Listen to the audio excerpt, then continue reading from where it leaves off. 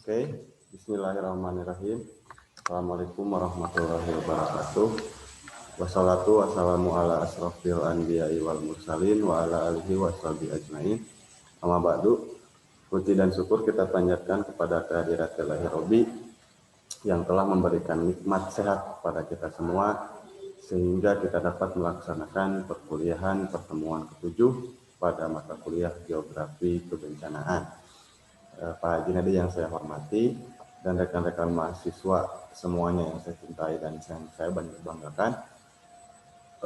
Pertama-tama saya ingin memohon maaf terlebih dahulu karena untuk pertemuan ke-7 kali ini saya tidak dapat menyampaikan secara langsung di Zoom meeting karena terkendala kebetulan pada jam 13 sampai jam 16.30 ada tugas tambahan yaitu untuk mengawas UTBK SBMPTN.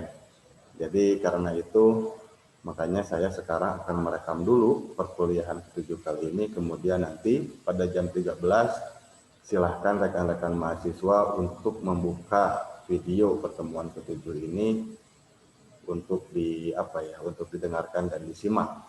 Nanti pada saat jam 14-an ya atau 14.30 saya akan membuka diskusi tanya jawab di WA group saja ya. Kalau mau pakai voice note silahkan, mau pakai diketik silahkan. Nanti insya Allah saya akan merespon di sana sambil mengawas. Seperti itu. Jadi teknisnya diusahakan seperti itu. Kalian akan membuka video ini terlebih dahulu, disimak dari awal sampai beres. Kemudian setelah video ini selesai, nanti pada pukul 2 atau pukul setengah 3 silahkan berdiskusi di WA Group. Insya Allah saya nanti akan merespon. Seperti itu ya. Jadi untuk pertemuan ke-7 kali ini merupakan pertemuan terakhir sebelum UTS.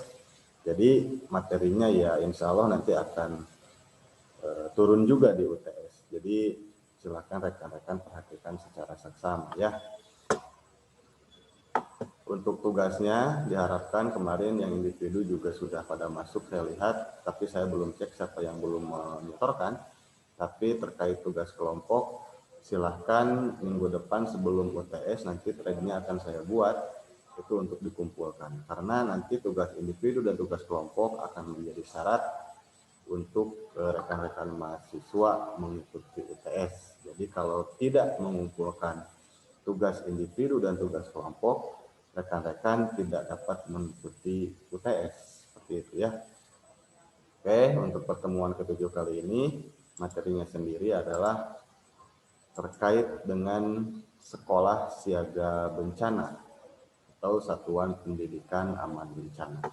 Jadi ini merupakan materi terakhir yang akan saya sampaikan karena setelah UTS nanti rekan-rekan semua akan menyampaikan materi kelompok masing-masing secara berkelompok, jadi presentasi ya. Mudah-mudahan sudah nampak share screen-nya. Oke, jadi pertemuan ke-7 Sekolah Siaga Bencana atau Satuan Pendidikan Aman Bencana. Sekarang bagian pertama yang ingin saya bahas yaitu pendidikan pengurangan risiko bencana. Apa yang dimaksud pendidikan pengurangan risiko bencana?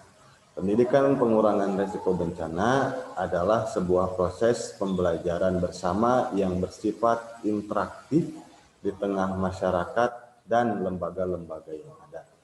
Jadi pendidikan pengurangan risiko bencana ini tidak hanya dilaksanakan di persekolahan, dalam hal ini jenjang sekolah dasar, menengah, dan perguruan tinggi, akan tetapi dilaksanakan juga di lingkungan masyarakat. Gitu. Jadi semua unsur, baik itu dari masyarakat biasa ataupun pemerintahan, lembaga-lembaga, dan instansi-instansi, itu semuanya melaksanakan pendidikan pengurangan risiko bencana. Ya tentunya karena Indonesia berada di daerah yang rawan bencana, dan menuntut seluruh elemen yang ada di dalamnya untuk dapat memahami dan diharapkannya nanti adalah menguasai bagaimana teknik atau metode ataupun cara bagaimana cara meminimalisir resiko atau meminimalisir dampak yang ditimbulkan dari bencana tersebut.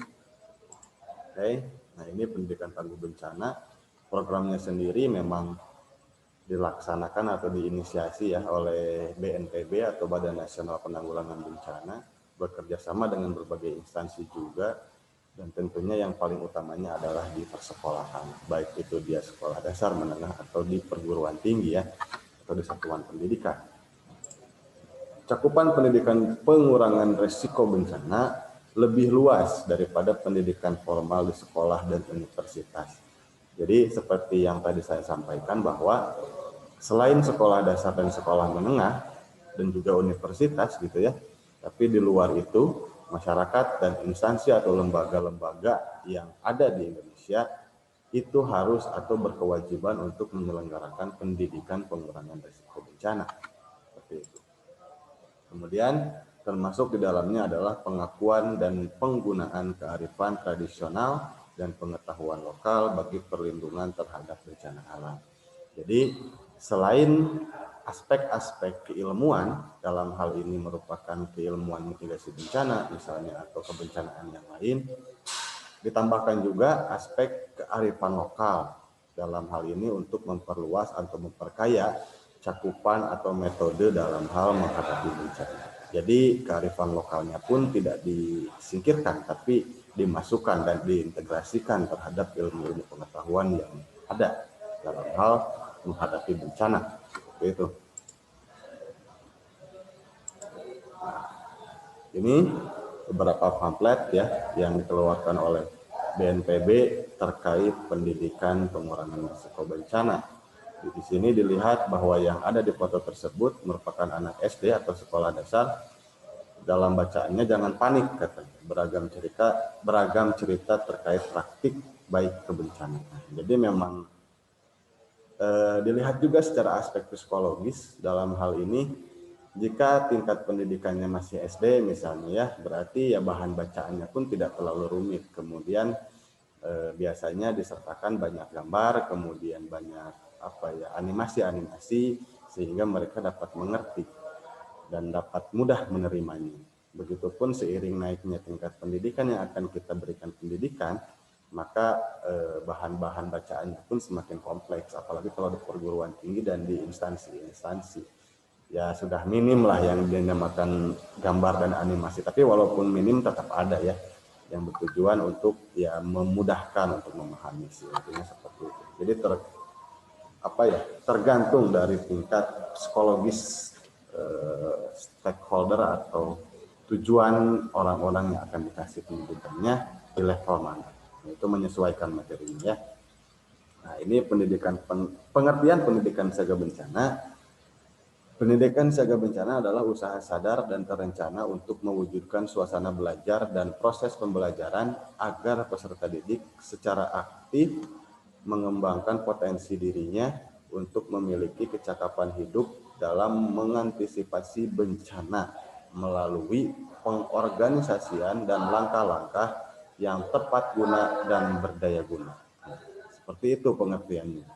Cukup panjang ya, tapi yang memang tujuan utamanya adalah agar suasana belajar atau proses pembelajaran peserta didik ditanamkan tentang pengetahuan kebencanaan, praktek-praktek menghindari atau menanggulangi bencana seperti apa, agar potensi diri dari setiap peserta didik itu dapat menerima dan mengembangkan potensinya masing-masing. Seperti itu. Sekarang kita masuk ke tujuan pendidikan pengurangan risiko bencana. Nah, ini salah satu contoh pamfletnya, tim siaga bencana sekolahku adanya gitu ya. Berarti ini untuk sekolah dasar nih. Jadi bentuk-bentuk pamfletnya pun disesuaikan dengan segmen yang akan disasarnya. Kalau untuk sekolah dasar kan seperti ini, jadi lebih banyak gambarnya. Jadi biar mereka tertarik, kemudian lebih mudah memahami gitu. Yang pertama tujuannya menumbuh kembangkan nilai dan sikap kemanusiaan, kemudian menumbuh kembangkan sikap dan kepedulian terhadap risiko bencana, mengembangkan pemahaman tentang resiko bencana, pemahaman tentang kerentanan sosial, pemahaman tentang kerentanan fisik, serta kerentanan perilaku dan motivasi. Jadi intinya adalah mengenali segala bentuk kondisi lingkungan yang ada di sekitar mereka, agar mereka mengenali juga resiko bencana yang ada di sekitarnya. Jadi ketika mereka mengenali resiko bencana yang ada di sekitarnya, maka mereka akan lebih memahami lagi bagaimana cara menanggulanginya. Itulah yang akan ditanamkan. Kemudian meningkatkan pengetahuan dan keterampilan untuk pencegahan dan pengurangan risiko bencana, pengelolaan sumber daya alam dan lingkungan yang bertanggung jawab, dan adaptasi terhadap risiko bencana. Terus mengembangkan upaya untuk pengurangan risiko bencana di atas, baik secara individu maupun kolektif. Ya, individu di sini berarti per peserta didik ya, atau per individu per personalnya. Kemudian secara kolektif adalah berarti tiap-tiap kelompok-kelompok sosial yang ada di sana, bisa jadi kelompok sosial masyarakat sekolah atau masyarakat sekitar sekolah atau masyarakat umum dan lembaga-lembaga lain ya. Kemudian meningkatkan pengetahuan dan keterampilan siaga bencana, ini terus dilatih juga. Meningkatkan kemampuan tanggap darurat bencana, ketika terjadi bencana mereka harus ngapain gitu kan, harus bagaimana, harus bertindak apa, dan lain sebagainya, atau harus lari kemana. Kemudian mengembangkan kesiapan untuk mendukung pembangunan kembali komunitas saat bencana terjadi, dan mengurangi dampak yang disebabkan karena terjadinya bencana. Jadi recovery-nya seperti apa ketika sudah terjadi bencana, itu kan sulit ya. Jadi mereka akan dididik bagaimana cara merecovery lingkungan ataupun masyarakat yang ada di daerah. Terus meningkatkan kemampuan untuk beradaptasi dengan perubahan besar dan mendadak. Jadi kan bencana itu prosesnya mendadak, dan perubahan yang ditimbulkan pun untuk beberapa bencana itu sangat besar.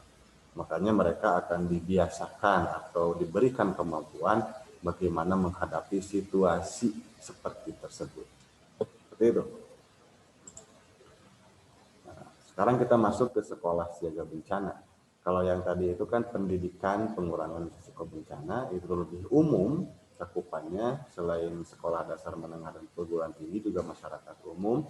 Nah, kalau sekolah siaga bencana ini lebih terfokuskan ke tingkat sekolah dasar dan sekolah menengah ya.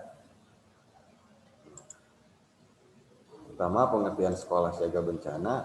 Nah, seperti ini ya, salah satunya bencana itu tidak harus bencana alam, kadang-kadang kebakaran pun bisa dimasukkan ke dalam bencana.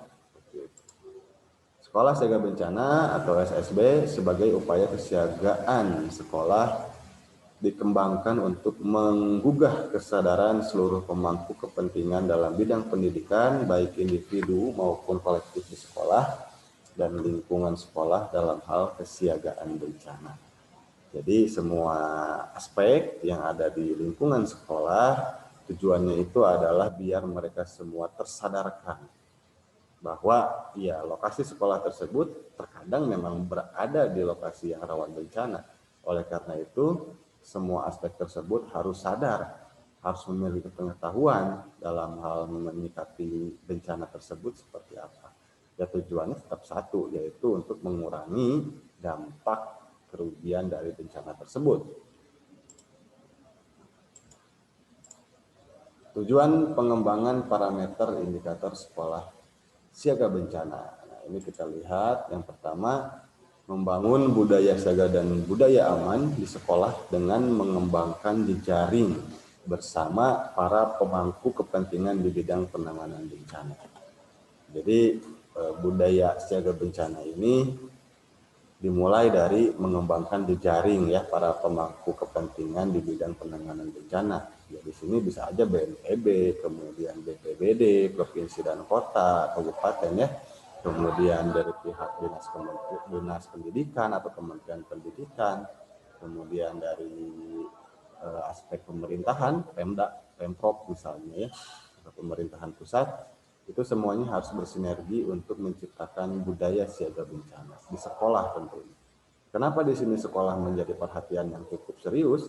Karena sekolah itu merupakan sebuah tempat yang mengumpulkan banyak massa atau banyak manusia di satu lokasi pada waktu yang sama. Jadi kita bisa lihat misalnya satu sekolah dengan populasi 2.000 siswa atau peserta didik, ya otomatis itu populasi yang cukup padat kan. Nah, apabila terjadi bencana dengan populasi yang padat seperti itu, ketika mereka tidak dibekali dengan kemampuan untuk menghadapi bencana yang mumpuni, ya bisa amit-amitnya ya, bisa dibilang nanti korban jiwa yang dihasilkan pun bisa sangat banyak gitu. Makanya ini menjadi perhatian yang sangat khusus. Ya syukur-syukur ketika mereka sudah punya kemampuan terkait penanganan bencana atau keterampilannya seperti apa, walaupun populasi mereka sangat padat di lokasi dan waktu yang bersamaan, tetapi mereka dapat selamat semua.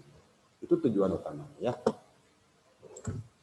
Kemudian meningkatkan kapasitas institusi sekolah dan individu dalam mewujudkan tempat belajar yang lebih aman bagi siswa atau peserta didik, guru, anggota komunitas sekolah, serta komunitas di sekeliling sekolah. Ya, jadi dampaknya nanti dampak dominonya ya, selain lingkungan sekolah yang aman bencana, juga lingkungan di sekitar sekolah tersebut, di masyarakat sekitar sekolah bisa tertulari juga aman terhadap bencana. Seperti itu.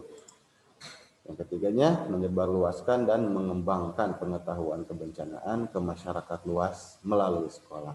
Nah, ini pun dianggap efektif. Kenapa? Karena dari banyaknya peserta didik yang bersekolah di sekolah tersebut, diharapkan nantinya ketika mereka pulang ke rumahnya masing-masing, mereka dapat menularkan pengetahuan terkait kebencanaan tersebut kepada minimalnya keluarga mereka ataupun tetangga masyarakat di sekitar rumah mereka. Ya, nantinya semakin luas cakupannya ya. Itu. Selanjutnya kita masuk ke indikator untuk parameter pengetahuan dan keterampilan. Nah, di sini ada beberapa ilustrasi ya ketika anak sekolah dasar itu sedang melakukan penanganan atau tanggap darurat lah istilahnya. Ketika ada korban jiwa terkait bencana, mereka dibekali bagaimana cara menghadapinya atau mengobati secara ringan gitu ya.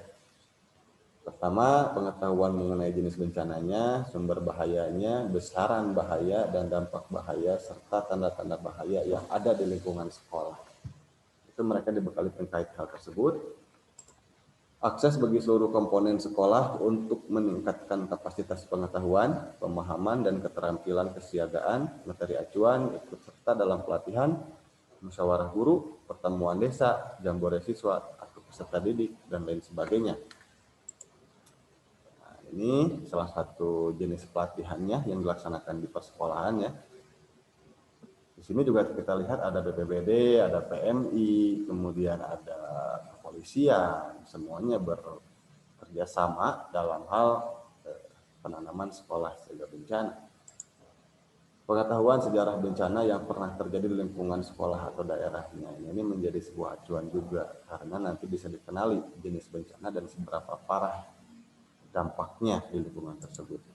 Pengetahuan mengenai kerentanan dan kapasitas yang dimiliki di sekolah dan lingkungan sekitarnya, pengetahuan upaya yang bisa dilakukan untuk meminimalkan resiko bencana di sekolah, keterampilan seluruh komponen sekolah dalam menjalankan rencana tanggap darurat, adanya kegiatan simulasi reguler, kemudian sosialisasi dan pelatihan kesiagaan kepada warga sekolah dan pemangku kepentingan sekolah. Seperti itu ya. Kemudian yang selanjutnya adalah indikator untuk parameter kebijakan. Nah, di sini simulasinya adalah rapat guru ya, dan para stakeholder yang lain bisa dengan dinas pendidikan, ataupun dengan BPBD, ataupun dengan PMI, ataupun dengan kepolisian, ataupun TNI ya, dan lain sebagainya. Nah, di sini adanya kebijakan, kesepakatan, peraturan sekolah yang mendukung upaya kesiagaan di sekolah. Seperti tadi saya bilang, kebijakan kesepakatan ini diambil dengan beberapa stakeholder terkait yang memang berkepentingan di dalamnya. Nah, kemudian yang selanjutnya adalah indikator untuk parameter rencana tanggap darurat. Ya. Pertama, adanya dokumen penilaian risiko bencana yang disusun bersama secara partisipatif dengan warga sekolah dan pemangku kebijakan. Selanjutnya adanya protokol komunikasi dan koordinasi, terus adanya prosedur tetap kesiapsiagaan sekolah yang disepakati dan dilaksanakan oleh seluruh komponen sekolah. Misalnya ini prosedurnya adalah peta jalur evakuasi seperti ini, misalnya ketika ada gempa datang misalnya ya, mereka akan berlari sesuai dengan arah panah di peta ini. Jadi biar tidak terdapat penumpukan massa ketika mereka berlari. Dan penumpukan massa ini kan berpotensi untuk menjatuhkan korban jiwa nanti. Makanya ketika alur evakuasinya sudah disusun seperti ini, diharapkan nanti alur massa ketika mereka akan mengevakuasi diri itu menjadi lancar intinya.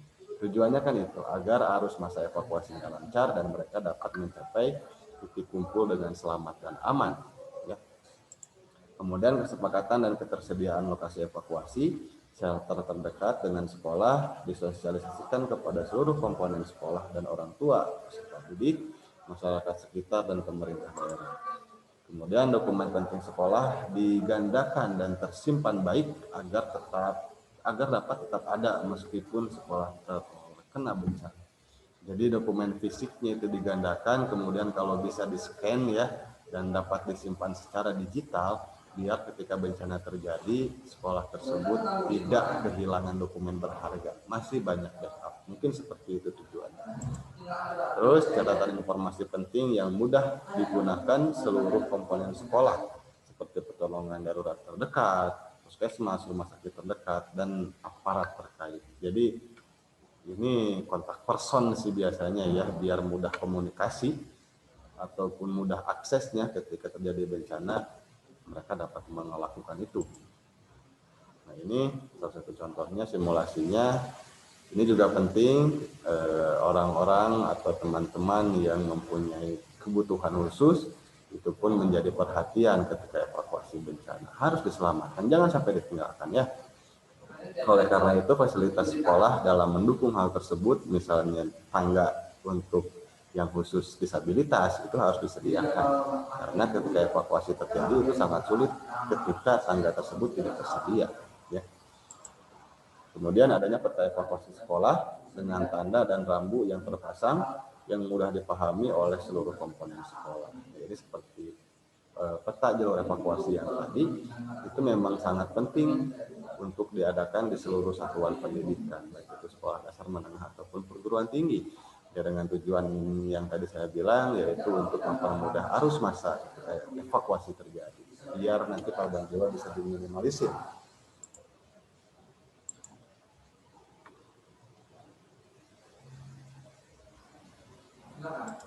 Oke, selanjutnya akses terhadap informasi bahaya baik dari tanda alam, informasi dari lingkungan, dan dari pihak berwenang pemerintah daerah dan BMG. BMG itu BMKG ya sekarang, Badan Meteorologi, Klimatologi, dan Geofisika. Biasanya itu salah satu yang mengeluarkan peringatan terkait bencana. Di antaranya yang pertamanya penyiapan alat dan tanda bahaya yang disepakati dan dipahami seluruh komponen sekolah. Nah kalau sekolahnya masih konvensional, belnya itu masih menggunakan lonceng seperti ini misalnya ya. Jadi kita atau seluruh warga sekolah menyepakati untuk tanda bencana misalnya diketoknya harus berapa kali dan harus secepat apa. Jadi kesepakatan tersebut nantinya diharapkan dapat membedakan ya warga sekolah itu membedakan antara bel masuk dan bel bencana. Jadi diharapkan tidak dapat kekeliruan di dalam. Ini juga sama di sekolah-sekolah konvensional biasanya selain bel dalam bentuk lonceng tadi, mereka juga biasanya memanfaatkan bahan-bahan yang sudah ada di sekitarnya seperti velg mobil atau truk seperti ini ya. Ini bahannya sederhana tapi suaranya memang terkenal nyaring, makanya sangat berguna juga. Nah ini pun bisa dimanfaatkan dan disepakati juga gitu ya. Dan apa ya namanya seperti tadi ketika kentongannya kodenya bagaimana, seberapa kali banyak kentongannya, misalnya dipukulnya atau ritmenya seperti apa itu harus disepakati sebagai tanda ketika bencana akan datang. Jadi biar seluruh warga sekolah dapat membedakan mana itu bel masuk atau bel pulang atau bel antar jam dengan bel atau lonceng ketika terjadi bencana atau peringatan bencana. Seperti itu. Nah, ini lebih modern lagi kalau ini bisa memakai sirine gitu ya di sekolah-sekolah yang sudah lebih modernnya. Di sini gampang lagi, lebih gampang juga ya. Di sini bisa diatur juga sirinenya seperti apa, dibedakan dengan suara bel masuk atau pergantian jam atau bel pulang. Ini sudah tidak terdapat kekeliruan kalau di sini. Lebih mudah. Oke, mekanisme penyebar luasan informasi peringatan bahaya di lingkungan sekolahnya seperti apa, kemudian apakah dimasukkan informasinya ke dalam speaker yang dapat didengarkan ke setiap kelas misalnya, itu bisa lebih efektif lagi. Dalam speaker tersebut dilakukan pemberitahuan bahwa sekarang akan ada tsunami misalnya, diberitahukan kepada seluruh warga sekolah untuk menyelamatkan diri segera mengikuti petunjuk yang sudah ada. Misalnya seperti itu. Pemahaman yang baik oleh seluruh komponen sekolah bagaimana bereaksi terhadap informasi peringatan bahaya. Jadi panik juga tidak dianjurkan, makanya simulasi bencana itu harus segera dilakukan karena untuk meredam kepanikan ketika terjadi bencana. Jadi diharapkan nanti ketika simulasi sering dilakukan, warga sekolah itu sudah tidak panik ketika terjadi bencana, karena ketenangan itu merupakan setengah dari keselamatan. Banyak yang bilang seperti itu. Gitu. Karena kalau ketika sedang panik, kadang-kadang hal kecil pun bisa menyelakakan. Katanya gitu ya. Kemudian adanya petugas yang bertanggung jawab dan berwenang mengoperasikan alat peringatan dini dan pemeliharaan alat peringatan dini.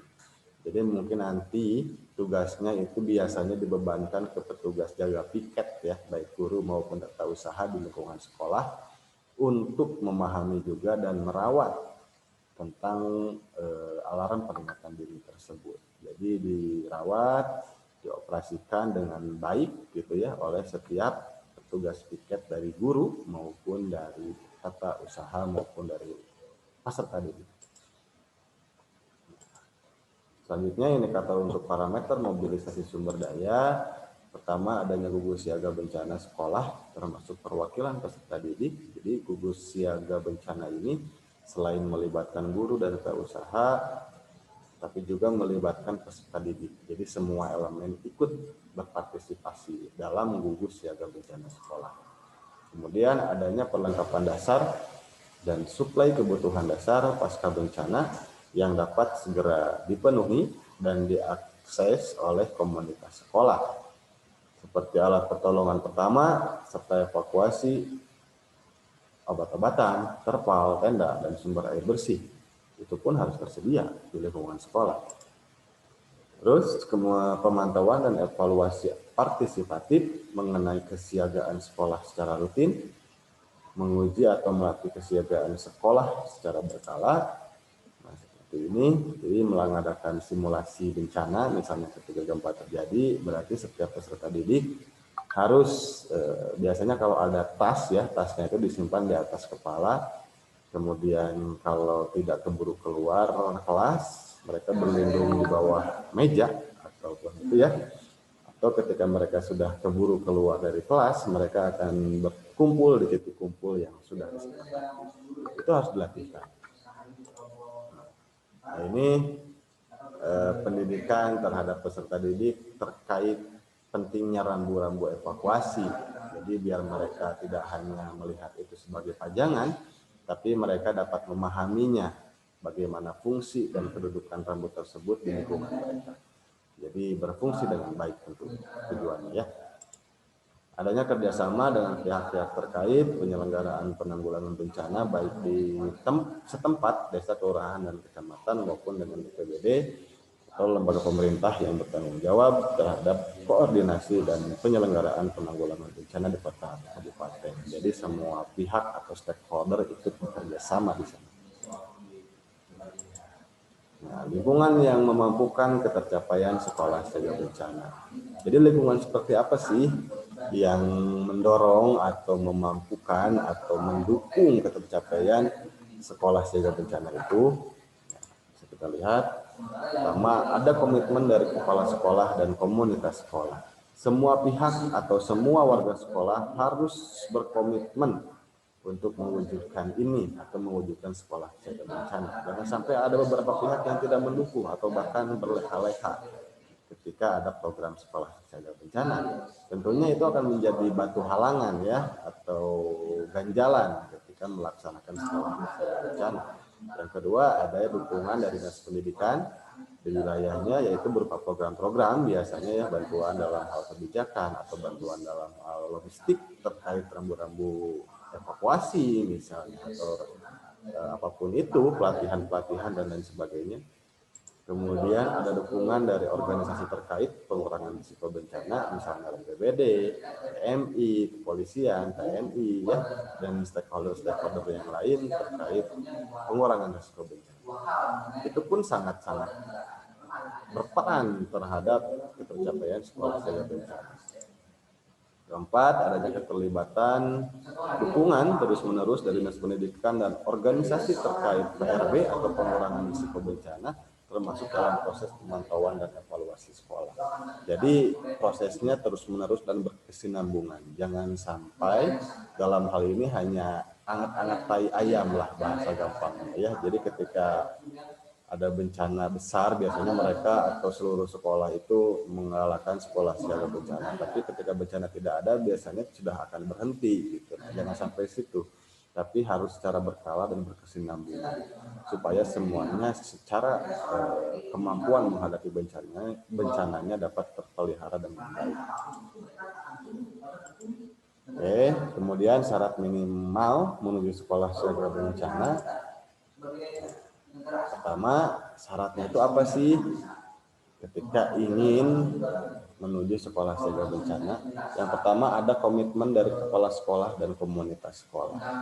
Ini komitmen ya, jadi mereka ketika sudah siap, mereka juga harus berkomitmen untuk mewujudkan itu, biar itu semua dapat terwujud dengan baik.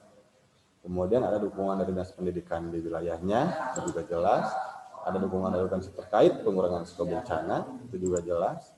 Melakukan penguatan kapasitas pengetahuan dan keterampilan bagi guru dan siswa sekolah. Ini bisa dalam bentuk pelatihan, simulasi, dan lain sebagainya secara berkala dan berkesinambungan. Kemudian melakukan latihan berkala yang jelas dan terukur, ini juga betul. Karena kalau terlalu sering pun itu juga jelek. Karena kadang-kadang nanti mereka akan menyepelekan. Ketika bencana terjadi dianggapnya simulasi gitu, atau dianggapnya hanya reka adegan, itu pun berbahaya sebetulnya. Makanya itu harus berkala dan terukur, jangan sampai ada kejenuhan di warga sekolah. Terus adanya keterlibatan dukungan menerus dari dinas pendidikan dan organisasi terkait pengurangan risiko bencana, termasuk dalam proses pemantauan dan evaluasi sekolah. Jadi ada evaluasi berkala. Diharapkan ada kekurangan bisa diperbaiki dan yang baik-baiknya dapat terus dikembangkan. Nah, ini kita masuk ke bagian terakhir, yaitu langkah-langkah membangun sekolah siaga bencana. Langkah-langkah membangun sekolah siaga bencana, pertama, membangun kesepahaman dan komitmen bersama antar anggota komunitas sekolah dengan atau tanpa difasilitasi oleh pihak luar. Jadi baik ada fasilitas dari pihak luar maupun tidak ada fasilitas dari pihak luar, diharapkan sekolah tersebut berkomitmen untuk membangunnya. Gitu. Jadi jangan berharap banyak dari luar, kita harus mampu untuk memaksimalkan segala potensi yang ada di sekolah tersebut. Ya, syukur-syukur kalau ada ya bantuan dari pihak luar. Kalau tidak ada pun kita harus bisa secara mandiri tentunya. Yang kedua, membuat rencana aksi bersama antara sekolah, komunitas sekolah, orang tua, dan anak-anak, bisa dalam bentuk lokakarya, FGD atau Focus Group Discussion, atau meeting reguler secara berkala ya. Jadi untuk menyatukan pikiran atau pendapat terkait program ini. Kemudian melakukan kajian tingkat kesiapsiagaan sekolah dengan menggunakan 5 parameter pengetahuan dan sikap, kebijakan, tanggap darurat, peringatan dini, dan mobilisasi sumber daya. Itu harus diukur secara berkala. Misal sekarang tingkat kesiapsiagaannya sekian, nanti diharapkan akan meningkat dengan cara apa. Itu pun harus diukur secara berkala dan program kerjanya harus jelas. Terus peningkatan kapasitas, pelatihan-pelatihan untuk semua stakeholder sekolah, guru, karyawan, staf administrasi, satuan pengamanan, anggota komite sekolah, orang tua, anak-anak. Nah, pelatihan ini ternyata bukan hanya untuk warga sekolah yang tiap hari di sekolah, bahkan untuk orang tua peserta didik pun ini diprogramkan ya. Lokakarya pembentukan sekolah siaga bencana merupakan kegiatan untuk meningkatkan pengetahuan dan sikap, draft kebijakan, sistem peringatan dini, rencana tanggap darurat, dan mobilisasi sumber daya. Kemudian simulasi atau drill menghadapi bencana sesuai dengan jenis ancaman, dengan frekuensi disesuaikan dengan kebutuhan dan kemampuan sekolah yang bersangkutan, atau standarisasi atau pembakuan sekolah siaga bencana. Seperti tadi saya bilang, terlalu jarang itu jelek, terlalu sering pun jelek. Jadi ritme untuk simulasinya itu harus sesuai dan terukur agar tidak terdapat kejenuhan kalau terlalu sering dan tidak terdapat kekurangan pengetahuan kalau terlalu kurang. Jadi memang harus terukur dan proporsional. Terus yang ketujuh, monitoring dan evaluasi pelaksanaan program sekolah siaga bencana. Jadi setiap beberapa bulan sekali diadakan monitoring dan evaluasi yang bekerja sama dengan pihak-pihak terkait, misalnya dengan BPBD, kemudian dengan dinas pendidikan, dan pihak internal sekolah tersebut. Biar nanti yang kurang bisa ditambahkan, yang lebih bisa dilanjutkan dan dikembangkan. Oke, yang 8 adalah sosialisasi dan promosi keberadaan SBB. Jadi ini ketika satu sekolah itu berhasil melaksanakan sekolah siaga bencana, maka itu harus disosialisasikan minimalnya kepada masyarakat yang ada di sekolah tersebut atau di lingkungan sekolah tersebut, di sekitarnya ya. Atau dengan kata lain bisa juga dengan sekolah-sekolah lain yang belum menerapkan ini. Jadi dipromosikan kepada sekolah lain agar sekolah lain pun dapat dalam artian menerapkan sekolah siaga bencana ini. Dan diharapkan seluruh sekolah yang ada di Indonesia itu semuanya harus siap siaga terhadap bencana. Karena kita di Indonesia itu hampir seluruh sekolah itu berada di daerah yang rawan bencana. Oleh karena itu, ya ketika sekolah semuanya sudah siap terhadap bencana, maka korban jiwa dari warga sekolah ketika terjadi bencana itu dapat diminimalisir. Ya syukur-syukur ditularkan juga ke masyarakat sekitar sekolah gitu ya. Jadi cakupannya akan lebih luas lagi dan mudah-mudahan bisa zero accident ya, bisa zero kerugian gitu. Amin. Itu tujuan utamanya.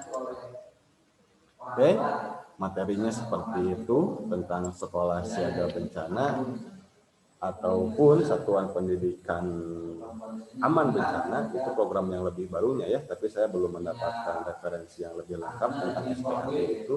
Makanya yang saya sampaikan di sini baru sebatas sekolah siaga bencana atau SSB. Mungkin nanti rekan-rekan mahasiswa dapat untuk mencari referensi terbaru terkait SPAB tersebut untuk melengkapi program sekolah siaga bencana yang sudah saya sampaikan tadi. Program tersebut ya turunnya dari BNPB. Gitu.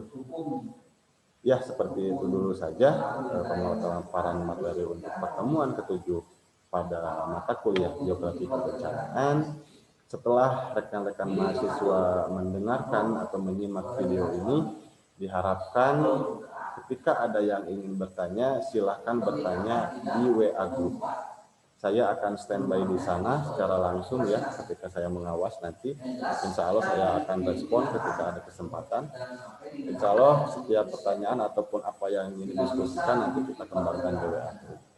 Mungkin seperti itu saja. Nanti setelah perkuliahan ini akan ada thread juga untuk mengumpulkan tugas kelompok.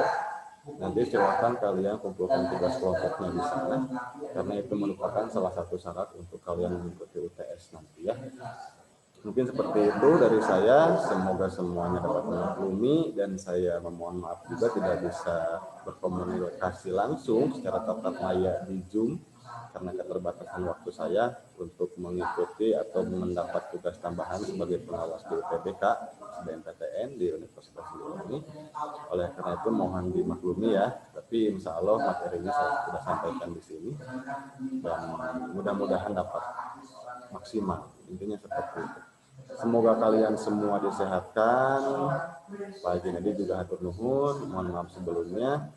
Mudah-mudahan semuanya dapat melaksanakan nanti UTS secara baik dan mendapatkan nilai yang diharapkan. Mungkin seperti itu dulu. Selamat menjalankan UTS, selamat mengumpulkan tugas, selamat berdiskusi nanti. Akhir kata, wabillahi taufiq wal hidayah. Wassalamualaikum warahmatullahi wabarakatuh. Salam tangguh bencana.